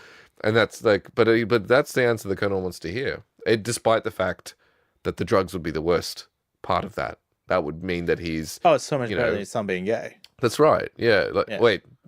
Yeah. That's... I misinterpret the way you said that. It sounded like you're saying it'd be better to be a drug dealer than it would be to be gay. I know that's not what you meant, but I know, and I think you said it right. But in my head, I just like, yeah. In his mind. So yeah, that's an awesome, like, it's to one of my favorite. I mean, all the characters in the movie are like my favorite. I mean, I'd love to talk about just really quickly the wife. which I've forgotten the name of. What's it called? Alison Janney, the actress. The one, the wife of the colonel. Yeah. Yeah, her. She, I mean, once again, we were talking about this before. Is that there's obvious some kind of trauma. There's obviously she's such a I sad. think she had a nervous breakdown in response to her son being sent away for 2 years to a mental institution. That's what I think. I think it's probably. I feel like there's something more, not just with the son, but I think it's with the colonel. I got a feeling. Oh, totally. But from for me, that what's in that is like the son's gone for 2 years. What was it like living alone with like this guy? With the guy, because it's like if you live with a closeted homosexual, Aggressive, highly aggressive, domineering man who's very physical, you would, and you have a son that you love and who's a nice but mixed up kid. This is just all me making it up, but to me that character is like, I can see her in the past like going, okay, my marriage is fucked, but I can pour all of my soul and all of my heart into my son. And then her son's taken away first by military college and then by mental institution, and then she's like, that's probably 3-4 years or whatever. Yeah. What happens to that person? Yeah. No, I think that's certainly a massive element, but I also wonder if there has been, obviously there's definitely in my mind been a domestic violence that existed in there. Totally. I think she has probably at some point been literally just beaten into submission. I think that the thing that is so interesting about her versus Carolyn is that Carolyn's life is completely bullshit. The Colonel's life is completely bullshit. But what's interesting is that you can't even dress his wife up to present her. They can't go to a dinner party and pretend everything's okay. Yeah. She's ruined. Yeah, that's right. Look at her hair. Yeah. She doesn't color her hair anymore. She is in a nightgown for, I think, all the scenes that she's in, or very nearly. I know that she definitely has that moment where she's like, sorry about the mess. Oh, yeah, she's wearing normal clothes in that scene. Yeah. Yeah, and it's like perfectly tidy and all this sort of stuff. She's on autopilot. That's exactly the word for it. Why? We don't know. But I think that it's the whatever it is, like if she's on drugs or something to like keep her mellow, I don't know. Or she's just been like, literally is just like traumatized and is therefore dead inside. What tips me off on the fact that it's, I mean, as much as it's got, I think you're right that if your son got taken away from you, that you might have that kind of experience. But I think what also tips me off about the kind of abuse in the family and like in the marriage, it comes from, I don't remember how he words it when he's leaving, and he says something to the effect of like, "I'm so sorry. I wish things would have worked out better for you." That's the word. That's the line. I wish things would have been better for you. Yeah. And in my mind, there's like, that's not just I went away for a while, but you've had a shit life with this man that I respect, but is terrible. The two moments that really tell me a lot about that character, and this is a testament to Alison Janney's brilliant capacity as an actor. That her response to that moment, because remember you were like, I don't know if she got like some sort of like amnesia or Alzheimer's or something. Yeah. And the thing that tips me off to say definitely not is the way that she responds. She's like holding this plate or something. Yeah. And he kisses her goodbye and she shuts her eyes and she knows exactly what's happening. Yeah. That's not someone who's disconnected from reality for like medical reasons. She's cherishing that moment. That moment, that last moment. He's finally gone. Not in a nice way. Yeah. And the other thing that tells me so much about that character, and I fucking hate it, is when they're on the couch watching that thing and she's like huddled off into the corner and leaning right away from her husband, and yet he's sitting right next to her. Yeah. But in the center of the couch. Like he's in the center of the couch. It's his dominance. couch. Yeah. Absolutely. And it's like, that's that's all she is now. She's a ghost. Like I love how they've like in that scene. It's like she's got the white nightie on, and her hair has all the gray and the white hairs and all that kind of stuff. She's a ghost. Very well done. Yeah. Anyway, I just had that thought there going. Yeah. It's like, you know, if you imagine if you realized your partner was gay and you couldn't break yourself out of the relationship because you were, you know, stuck in your ways or whatever, and you just you know you'll never get touched that way again. You'll never get held. You'll never. Yeah. Anyway, that just makes me sadder in so many levels. Oh, it's awful. And then like you have Jane. I think Jane is she's a great character. She's a pretty typical teenager, which is what they say. She's the kind of girls that I used to like enjoy hanging out with in high school. Mm-hmm. I know what you mean. Real people like, yeah, I mean, she's a little bit more she's a follower, but she certainly is a real person, and you can see that in the way that she behaves. She's a follower for lack of anyone like worth pursuing. I don't even mean that in like a boyfriend. I mean like not pursuing, but I mean like she's a follower like because she doesn't have any. She's a follower because she stupidly attached herself to like someone who is. She's a follower because she lives in her mother's household, and her mother is really physically appropriate from Jane's point of view. Yes. And that's what a woman looks like, you know. Yeah. She's, you know. She's in control. Like we're talking about Jane's mum. She's in control and she's there. Yeah, what I like about the film is like they're very physically different shapes. Mm-hmm. Right? She's not physically shaped like her mum at all. Mm-hmm. And that must have an effect on her. She clearly has totally massive issues. I mean, you see she's looking, I think her first scene is she's looking at breast augmentation. Like, that's right. Proper actual scene, not like pro-dog stuff. She's looking at breast augmentation that she's been saving up for. Like, what the fuck? She's like 16 years old. That's the shit she's thinking about. I mean, that's normal. But I was gonna say like that's not a fucking hell. It's scary to think. Oh, totally. Yeah. But like, and you just sort of think like, so she's attached herself to this person who is like in quotation marks perfect and super beautiful. And there's that great moment, you know, when she says where Angela's like, you know, there's nothing worse in life than being ordinary. It's like that's exactly how Jane feels. She's like, I'm just so ordinary and boring and not interesting. And but that's why she's attached herself to someone who is not those things. Whereas like those two girls that they have that thing with earlier on, she's like, fuck you, stop being so fucking full of shit and blah, blah, blah, blah. Yeah. Like she would get along with those two girls way more. Yeah, that's right. That's the group she's meant to be in. She's meant to be with those girls, looking at like the cheerleader girls, going like, "What the fuck are those bitches doing?" Like, that's the group that she's meant to be in. She's meant to be in the sarcastic comments group, not in the not. Look at me, not a cheerleader. That's what's so interesting that's what's so interesting about that character is she's so well crafted in that she's not like when you look at it from like the brutal sort of like high school perspective, like she shouldn't be a cheerleader. Yeah. You know, she's not perfect enough. And she's also not driven enough to that as well. But she is. She learned those dance moves and she'd been practicing them at home. Like, this is the stuff is like she's trying so hard and yet she has that makeup and hairstyle and clothing style that betrays that. She hopes that she'll save up, get breast augmentation, and she'll be that person. That's what she wants. That's her objective.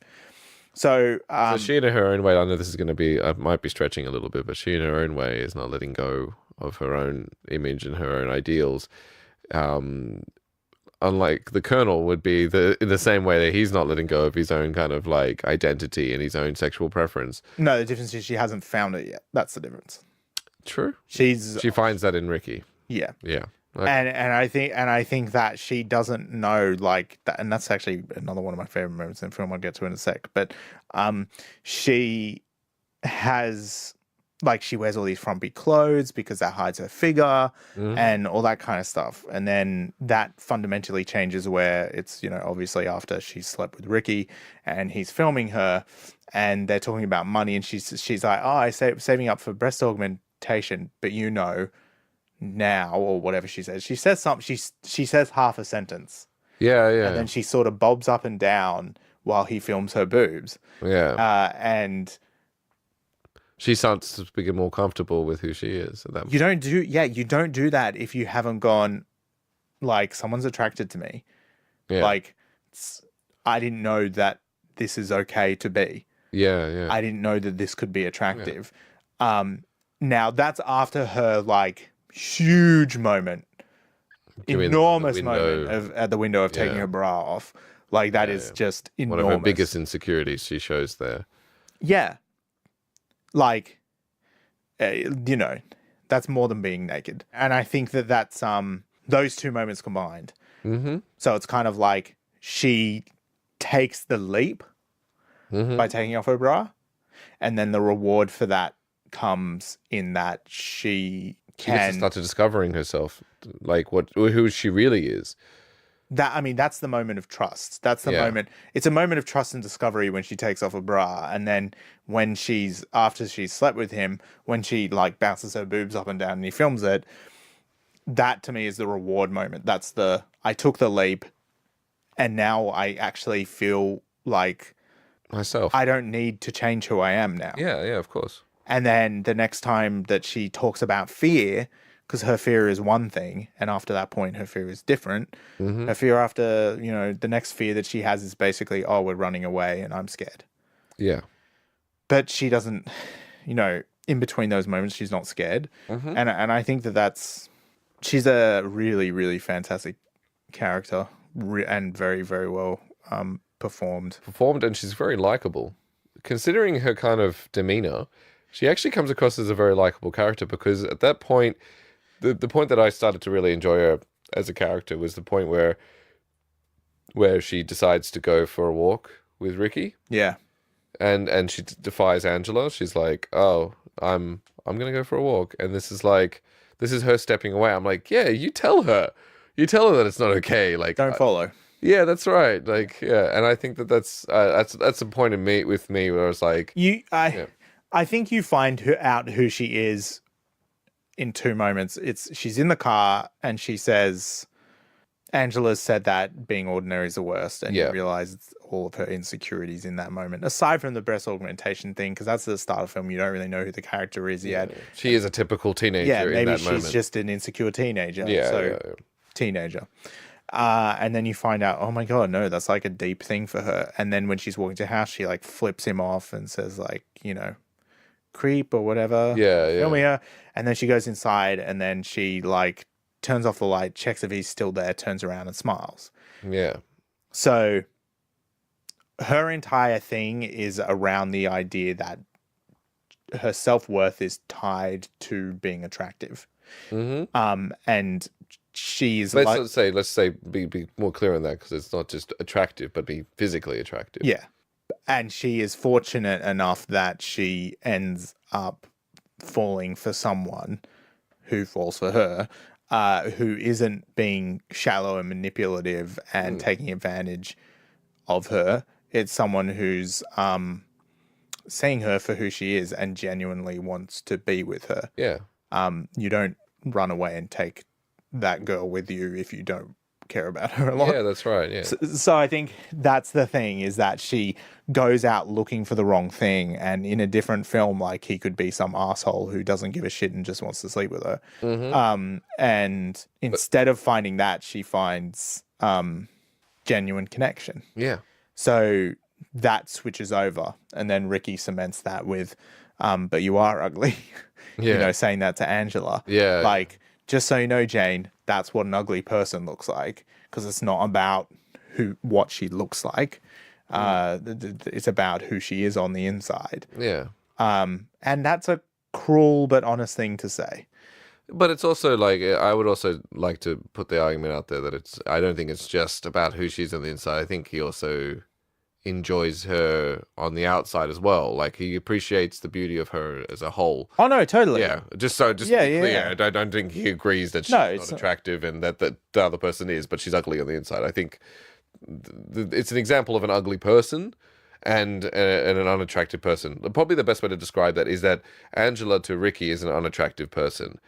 Ricky to Jane, or Jane to Ricky is an attractive person in its entirety. Yeah. Inside and out. Yeah. Good talk. Yeah. All right, bye. No, I mean, like, there's obviously, like, I can easily do another 2 hours of this, but I'm not going to, because, you know, I've got to edit this. I bet I have messages. I bet you do. But I feel like we've missed something. Nah. No, we have. But we've kind of covered it throughout the thing. What? Like there was a cinematographer or a score or like editing? Oh, or and I've got stuff. A writer or I mean, a director? No, because we didn't really talk about Carolyn specifically. I think we talked about her a shitload. Yeah, but I want to talk about one scene with her and properly because we dived into it, but I want to like flesh it out because it's my favorite scene in the film, and it's the montage that we dipped into a little bit, and that's the one where she's selling the house, because. With Harold? Yeah, with Harold. Yeah, that's right.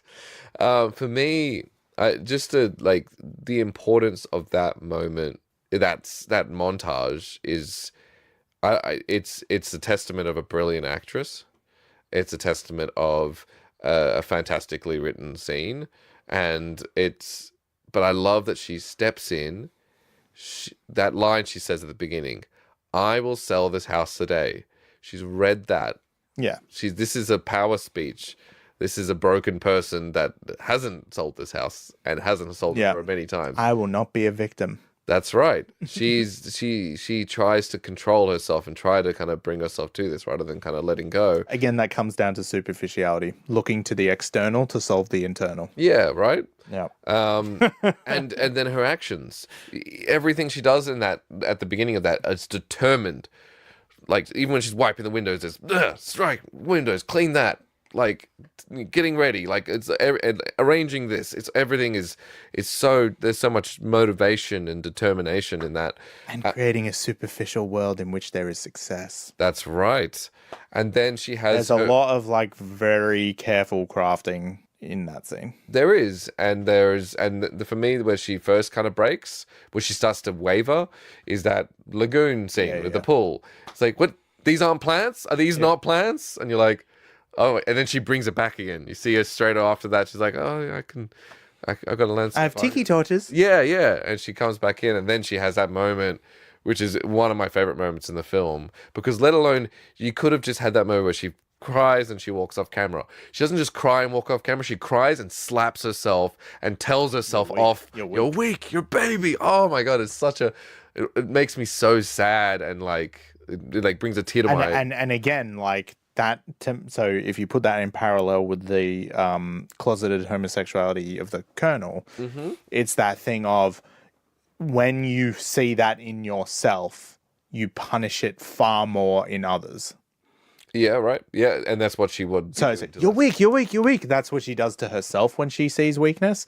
That's why she treats her husband and child that way. Yeah, particularly her husband. Yeah, no, she that's sees really, weakness, and so she punishes it. That's an interesting parallel. I think that's a really nice point to make there. Another point that I like about that moment though is that, and I know that this is an obvious moment, but I love the patience in which she closes those blinds. She closes the door.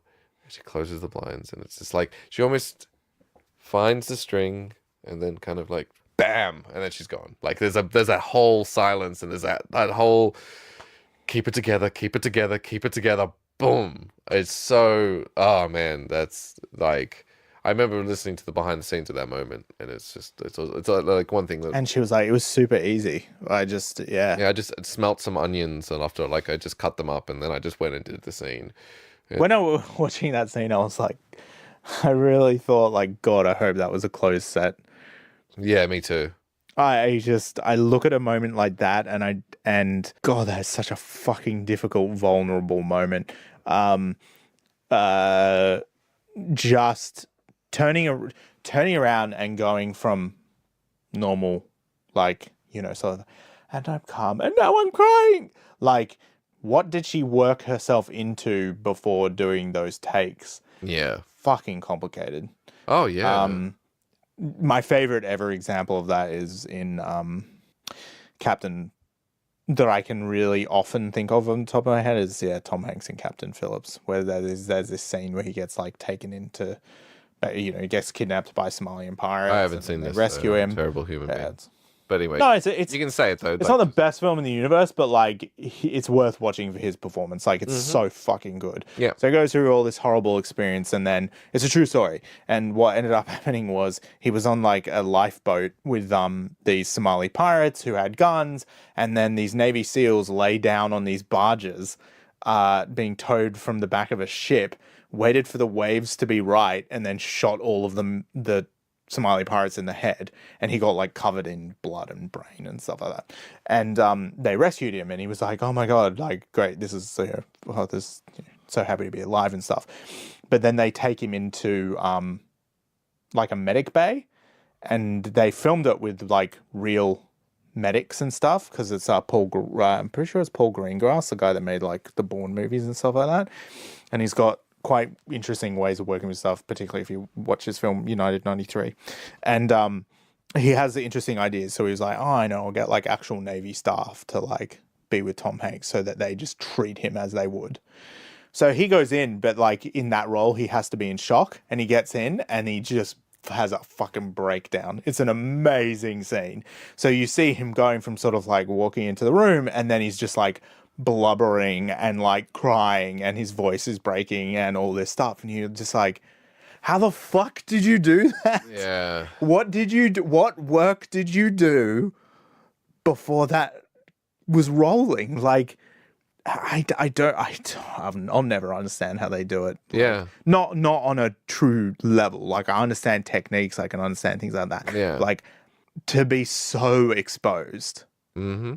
And that's the thing. It's like, to me, personally, like, that scene is so confronting compared to something like, Kevin Spacey doing weights naked. Yeah, yeah. Oh, from yeah. an acting perspective. Yeah. Like, that to me is like just so confronting an idea from performance. It's like, you're going to be in the center of a big room all by yourself. We'll have lights on you. We'll have cameras, and, I'll be here and blah, blah, blah, blah, blah. I just really hope that like the whole crew was like off in Video Village. Yeah. Like, I really hope so. Because I hate the idea of that scene being shot with like her facing the camera with like 40 fucking people in the back of the room. I just hope it was like sound, camera, and director. The one That'd be thing nice. when I think of that scene, and in the context of the way you describe it, is like how I think of the same thing when someone, not because I feel like I've heard this before, some kind of thing, that it's that the difference between acting good drunk and not acting good drunk is that when you're drunk and you don't want to be, then you act like you're trying to resist the instincts that you are. It's like that Michael Caine thing. He always says, like, if you want to cry in a film, try not to cry. Yeah, and that's what I feel like. Yeah. That's that moment for me. Yeah. Where she was holding it, and then like, Yeah. bam. But the thing is, you have to have worked yourself into the emotional tension point Right? for that break to happen. Yeah. Even if Michael Caine says, like, if you want to cry in a film, try not to cry, he still has to have worked himself up to a point of tension and being upset that he can try not to cry and cry because he's trying not to cry. Like, what an exhausting scene. Yeah. That would be such an interesting scene to ask her about. I can't remember what the behind the scenes was, but I feel like there was a bit of surprise to it. Oh no, it was that the director. They didn't know she'd slap herself and stuff. I'm not sure if that they were aware of that, but I also know that the whole crew were like no one can see my face, but like stunned, like it was as silent as it sounded. Yeah. Like, oh my shit, like, and I feel like that was the kind of moment. That moment where you go, this is why you hire Annette Bening. Yeah, that's right. I feel and that's it. There's a beautiful moment in Paul Thomas Anderson was being interviewed by Mark Maron. Okay. I think he's done that twice actually, but anyway. And he was talking about his most recent film. My God, that's terrible. The name of which has just escaped me. But basically, Daniel Day-Lewis is in it, and he's a fashion designer and all this stuff. And, Mark Maron is like, what was it like working with him? Or again, what's it like working with him? And he said, there's a scene in the film where Daniel Day-Lewis is working. It's in a bit of a sort of a montage-y sequence. Daniel Day-Lewis is working, and then his lover, current muse, walks in and offers him tea, does something nice for him, because she's desperately in love with him, and does something nice for him, and comes in, and he's like, "No, go away," and she makes a big point of it, and in the script it's no. And he's annoyed. Like, that's basically what it is. And then she's like, I'm sorry, all right? And leaves. But the way it played out, because I did it from, I think, one camera angle, the way it played out was she brings in the tea. He's like, no, I didn't ask for tea. She's like, I just thought I'd, do something nice. I'm sorry about that. I'll leave you alone. And he says, well, you'll be gone, but the disturbance will remain with me. And he's like, that's what you get when you hire Daniel Day-Lewis, is that's not in the script, and he was that character in that moment, and that's what that character would have said. That's what that character did say, because that's how that character felt. Yeah. And that's exactly that thing. I feel that's the same thing. It's like, if there was spontaneity in what she did there in front of those curtains, then that's her. That's why you look at it and go, that's good casting. Like, that's the person who should be standing in front of those blinds. Yeah. And yeah, her performance in that is a powerhouse. Her performance in that, to me, is probably, like, in terms of favorites, because I was about to express that very poorly, as in, like, best second, but you kind of you can't do that with anything. No performance. But for me, Jane would be my favorite, or most interesting, I suppose. And then her. I'd say those two could actually swap around back and forth. Like, Kevin Spacey's performance is amazing, but the reason that Annette Bening's performance is so interesting is that she doesn't undergo the full change or the full cracking, the full breaking. She is tormented the whole way. So she doesn't get the happiness. Yeah. And that makes the performance, to me, a lot more difficult and a lot more intricate. So, I'd say that's why. I'd say, actually, no, I think about it. Yeah, I would actually say Annette Bening would be my favorite. Because I think she does get she gets some kind of reward, but it ends up being poisoned. I would say that originally when I first watched the film, she wasn't my favorite performance, because I saw it very superficially, like she was kind of the enemy. And then as I actually aged and became a mature person, I realized all the subtleties and all the details and all the, like, what made, in my mind, her one of the best and one of the most interesting. I'd also find, like, that's one of those things. It's like, I've seen Jurassic Park a gazillion times. It wasn't until I'd seen it in my late 20s, right? Because I'd kind of, like, watched it on autopilot most times. But from when I was a kid, it's like, the lawyer in it? Yeah. The guy that gets eaten and ripped apart by a T-Rex and stuff like that. Yeah. And that's that moment where you're kind of like, oh, fuck, yeah, fuck you, lawyer. Like, that kind of stuff. Yeah. And then I watched it one time and I'm like, what the fuck did he do? Yeah, he did his job. Yeah. He's just being a lawyer. He's not an evil person. No. And it's that thing of, like, when you're a kid, you just go, oh, he's telling the nice dinosaur-liking people that they can't do that. And he says all he cares about is money. All he cares about is money, and that's not good. People should care about dinosaurs. Paid there to do. To care about money. He's doing his job, right? Yeah, and that's the same thing. It's like, as a young person, you just say, you automatically, identify as a young man in particular. Yeah. You automatically identify with the male role, and then you just sort of go, hey, the dude's trying to do his dude stuff and be himself and discover himself And you, lady woman, Just getting in his way. You're just not even listening. You do see that. Yeah. You watch things that way because like young boys are fucking stupid. So I can totally understand that. It's that thing of you open yourself up to the empathy and the compassion and the understanding of who she is and where she's going. Doesn't mean you condone anything she does. It doesn't mean you like her. It means that like you just can find connection with her and understand what she's doing and see her as a human, as a character. So yeah. Anyway, that's a great 180 for me from like literally hating this film to I really like it. I like it a lot. It's I find it very funny. Like I think it's a really funny film. It's to me it's very like dark satire. Like it's a very funny analysis of like how fucked up suburban life can be because the entire thing is like create this normality and then live within it, and if anyone goes outside it, you're a weirdo. And it's like, no, we'll be weirdos together. It's like everyone's weird, just shut up and be normal. Be yourself. Normal is be yourself. Like that's what it should be, but it's not. No, I'm happy because it's I remember a long time ago when it was someone I was going out with at the time, years and years ago, and she was like, we were talking about what our favorite movies were, early on. And she said Shawshank Redemption.